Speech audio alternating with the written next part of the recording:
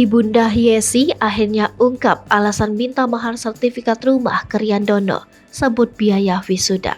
Kasus batal nikah yang dialami Yesi dan Riandono karena masalah mahar sertifikat rumah hingga kini masih berlangsung. Kedua belah pihak pun telah memberikan klarifikasinya atas hal tersebut. Kini giliran Ibunda Yesi yang memberikan penjelasan karena mahar sertifikat rumah tersebut. Seperti diketahui, mahar sertifikat rumah yang membuat Yesi dan Ibunda viral di media sosial ternyata ada maksud tertentu. Ibunda Yesi masih belum ingin melepas sang buah hati dipinang orang lain, dalam hal ini sang kekasih anaknya Riandono. Ada persoalan hutang yang belum lunas hingga akhirnya menjadi permintaan mendadak H-3 jelang pernikahan soal mahar sertifikat rumah.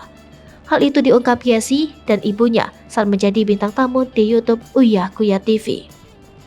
Ibunda Yesi menjelaskan untuk bisa menguliahkan Yesi sampai sarjana, dirinya terpaksa meminjam uang. Ibunda Yesi mengatakan ia ingin Yesi menikah setelah utang untuk biaya kuliah dan wisuda sudah lunas.